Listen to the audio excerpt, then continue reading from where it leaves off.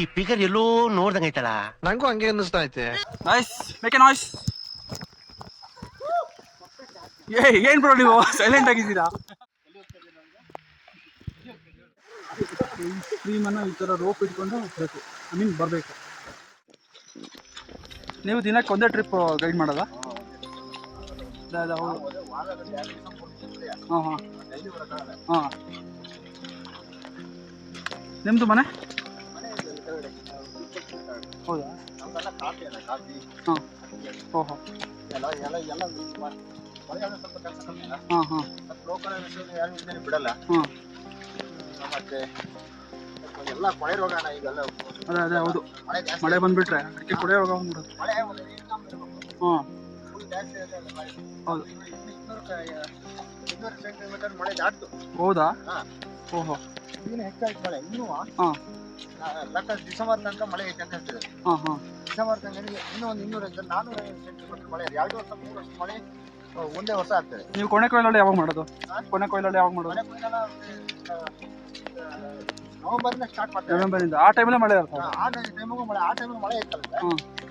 ನಮಗೆ ಅಡಿಕೆಯಿಂದ ಡ್ರೈ ಮಾಡೋಕ್ಕೆ ಹೋಗೋದಿಲ್ಲ. ಹೌದು ಹೌದು ಬಿಸಿಲು ಇರ್ಬೇಕು. ಹೌದು. ಇಲ್ಲ ಮಾರ್ಕೆಟಿಗೆ ಈಗ ಯಾರು ಡ್ರೈ ಮಾಡಲ್ಲ, ಎಲ್ಲ ಮಾರ್ಕೆಟಿಗೆ ಕೊಡ್ತಾರೆ. ಹಾಂ ಹಾಂ. ಹಸಿನೇ ಕೊಡೋದಾ? ಹಾಂ, ಅವ್ರಿಗೆ ಹ್ಯಾಂಗ ಡ್ರೈ ಮಾಡೋದು ಗೊತ್ತಾ? ಹಾಂ ಹಾಂ. ಮಳೆ ಇದ್ರೆ ಕಮ್ಮಿ ಟ್ರೈಕೆ ಕಾಣೋದು. ಹಾಂ ಹಾಂ. ಮಳೆ ಇದ್ರೆ ಕಮ್ಮಿ ಟ್ರೈಕೆ ಕಾಣೋದು. ಹಾಂ ಹಾಂ. ಮತ್ತೆ ಅದು ಅಡಿಕೆ ಮೇಲೆ ತೆಗಿಲ್ಲ ಅಂದ್ರೆ ಹಣ್ಣು ಹಾಕ್ತಂದ್ರೆ ಕೆಂಪು ಹಾಕಲ್ಲ, ತೂಕ ಕಮ್ಮಿ. ಹೌದು ಹೌದು ಹೌದು.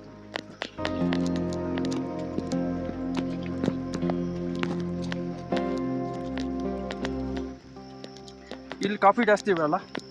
ಕಾಫಿ ಜಾಸ್ತಿ ಬೆಳೆಯೋದಲ್ಲ? ಕಾಫಿ ಮೆಣಸು ಎಲ್ಲ ಹೋಯ್ತಾನ. ಹೌದಾ? ಮೆಣಸು ಹಾಂ.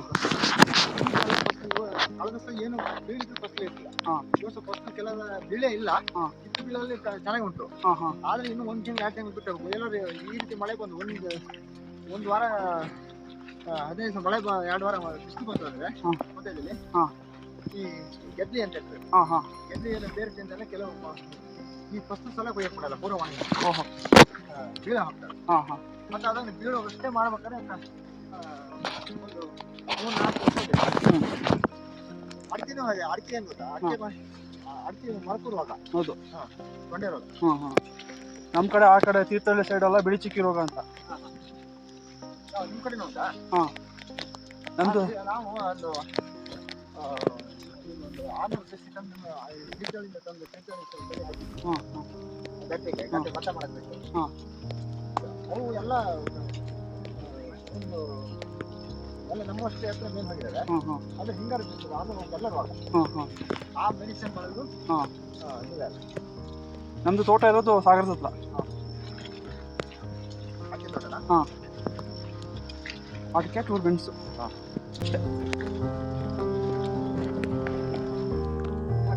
ಅಲ್ಲಿ ಹೋದ ತಿಂಗಳು ದುಡ್ಡು ಎಷ್ಟು ಹೊಡಿತದೆ? ಅದೇ ರಾಮನ್ ಲೆಕ್ಕ ಕೃಷ್ಣನ್ ಲೆಕ್ಕ ತೋರಿಸ್ತಾರೆ.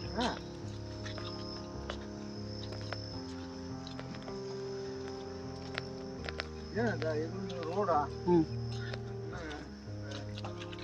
ಒಂದು ಆಸ್ಪತ್ರೆ ಇವು ಇಂಥ ಬಡವರಿಗೆ. ಹೌದು. ಸ್ವಲ್ಪ ನೀವು ಜೀಪಲ್ಲಿ ಬಂದಿಲ್ಲ. ಹಾಂ ಹಾಂ.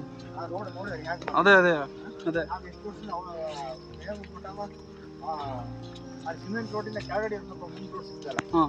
ಅದಕ್ಕೆ ಕಿಡ್ನಿ ಕೂಟಿ ಮಾಡಿದ್ದಾರೆ, ಮಾಡ್ಕೊಡ್ತೀನಿ ಅಂತ ಹಾಂ. ಸುಮಾರು ವರ್ಷದಿಂದ ಹೇಳ್ತೀವಿ. ಹಾಂ.